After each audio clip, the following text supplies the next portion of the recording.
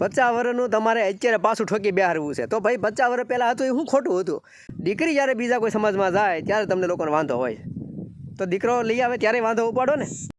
આંતર જ્ઞાતિ લગ્ન તમને કહું પાછું જોર પકડ્યું છે એવું ને. હવે તમને કહું પણ મારે એટલું જ કહેવું છે કે પહેલાં દરેક સમાજની અંદરથી જો પટેલ સમાજમાંથી બીજા સમાજમાં જતી હોય ને બીજા સમાજમાંથી પટેલ સમાજની અંદર આવે છોકરીઓ, તો જ્યારે બીજા સમાજમાંથી પટેલ સમાજની અંદર આવે ત્યારે તમે કેમ વિરોધ નથી કરતા? પટેલ સમાજની દીકરી બીજા સમાજમાં જાય ત્યારે વિરોધ થાય, બીજા સમાજની દીકરી પટેલ સમાજમાં આવે ત્યારે વિરોધ ન થાય.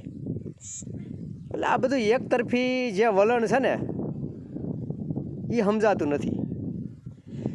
પહેલાં તમે જ મોટા ઉપાડે સ્ત્રીને તમને કહું એટલી આઝાદી અને છૂટ આપી. સૌથી પહેલું કામ સમાજે જ કર્યું કે ભાઈ સ્ત્રીને આગળ લાવો, સ્ત્રીને આગળ વધારો, સ્ત્રીને ઉપર લઈ જાઓ, બરાબર. એ શરૂઆત કોણે કરી? દરેક સમાજના લોકોએ કરી કે ભાઈ સ્ત્રીને પહેલું પ્રાધાન્ય આપો, કોઈ પણ વસ્તુ હોય તો સ્ત્રીને મોખરે રાખો. અત્યારે તમારે જે કરાવવું છે ને એ 50 વર્ષ પહેલાંનું કરાવવું પાછું તમારે. પહેલાં જ્યારે સ્ત્રી એની મરજીથી લગ્ન ન કરી શકતી, એની મરજીથી કોઈ કાર્ય ન કરી શકતી, એની મરજીથી કોઈ કામ ન કરી શકતી, 50 વર્ષ પહેલાં જે પરિસ્થિતિ હતી ત્યારે તમારે સ્ત્રીને આગળ લાવી હતી, ઉપર લઈ જાવી હતી, મોખરે રાખવી હતી. ત્યારે તમારે સ્ત્રીને પુરુષ સમવડી બનાવી હતી. અને હવે જ્યારે સ્ત્રી પોતાની રીતે સક્ષમ થઈ અને પોતાના નિર્ણયો જ્યારે જાતે મળીને લેવા, ત્યારે હવે તમને એમ લાગે છે કે આ પાણી સરથી ઉપર વહી ગયો એને જેવી વાત છે કે હવે અમારા હાથમાં આ સ્ત્રીઓ નથી કે દીકરીઓ નથી, છોકરીઓ નથી. તો હવે તમને કઠે છે. પહેલાં તમે જ્યારે પ્રગતિના પંથ માથે લઈ જતા હતા ત્યારે તમે પહેલાં દીકરીને બધી રીતે તમે પહેલાં આગળ દીકરીને રાખતા. દરેક જગ્યાએ તો કે દીકરી નહીં કે મોર રાખો, ફર્સ્ટ સ્ત્રી. હવે એ તમારું જે લેવલ હતું એ લેવલ અત્યારે દેખાય છે કે પુરુષ સમોવડી સ્ત્રી થઈ રહી છે અને બધું એની પોતાની જાતે પોતાના નિર્ણયો લઈ શકે છે.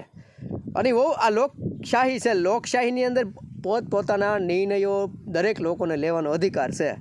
તો એક બાજુ તમે લોકશાહીનું ખંડન કરો છો અને એક બાજુ તમારે લોકશાહી રાખવી છે. તો આ કઈ રીતે ભેગું થાય તમે કહો? પહેલાં કિંજલબેન દવેનું ઉપાડ્યું, પછી આરતી પટેલ, આરતી સાંગાણીનું ઉપાડ્યું. એમ કરતાં તમને કહું છું આ વિરોધ તો પહેલાં શું ખોટું હતું? આજથી 50 વર્ષ પહેલાં જ્યારે તમે જેમ સ્ત્રીને રાખતા હતા એમ સ્ત્રી રહેતી હતી, તો એ શું ખોટું હતું? જો તમારે અત્યારે પછી આ 50 વર્ષ પછી જ પાછું જો આ વસ્તુ કરવાની હોય તો. એટલે આ બધી ખોટી વાતો છે. એક આ બધી સમાજમાંથી જાય અને એટલે સોશિયલ મીડિયામાં આ બધું શું છે મૂકી દેતા હોય છે. મેં જ બીજા સમાજમાં લગ્ન મેં ખુદ કરેલા છે, લવ મેરેજ. મેં બીજી જ્ઞાતિમાં કર્યા, બીજા સમાજમાં કર્યા છે. તો કેમ કોઈ મારો તો વિરોધ ન કર્યો કે ભાઈ બીજા સમાજની દીકરી તમે શું કાં લઈ આવ્યા? એમ વિરોધ થવો જોઈએ તો બધાને થવો જોઈએ ને. દીકરો લઈ આવે તો કેમ વિરોધ નથી કરતા? ભાઈ દીકરી જાય તો તમે કેમ વિરોધ કરો? વિરોધ કરવો હોય તો બંને પક્ષમાં તમારે કરવો પડે. અને આજથી 50 વર્ષ પહેલાં જે વાડા હતા કે જે સમાજનું હતું એ સમાજમાં જ રહેતું હતું. હવે 50 વર્ષ પહેલાંની વાત છે. 50 વર્ષનું હવે અત્યારે કાંઈ ભેગું ન થાય. તમે ગમે એમ કહી લો ને, કારણ કે આપણે આ બધી પ્રગતિના પંથો આપણે કર્યા છે. આમાં બીજું કોઈ તો કરવા નથી આવ્યું.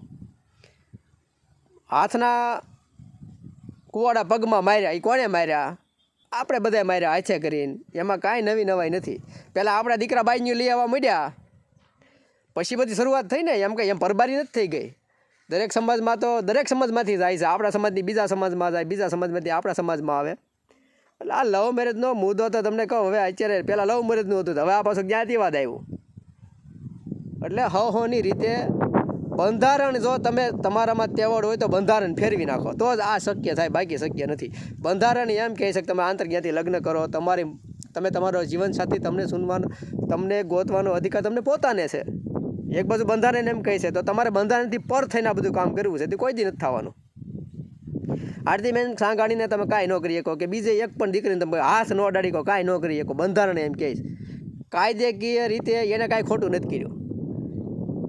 કાયદેસરની રીતે એને આ બધું કર્યું છે તો એ કાયદાને આધીન છે ને એને બધું કર્યું છે. અને કાયદામાં છે આ બધી જોગવાઈ એટલે એને કર્યું છે. તો કાયદાની ઉપર થઈને તો તમે કાંઈ નથી કરી શકવાના. એટલે આવી બધી વાતો છે ભાઈ.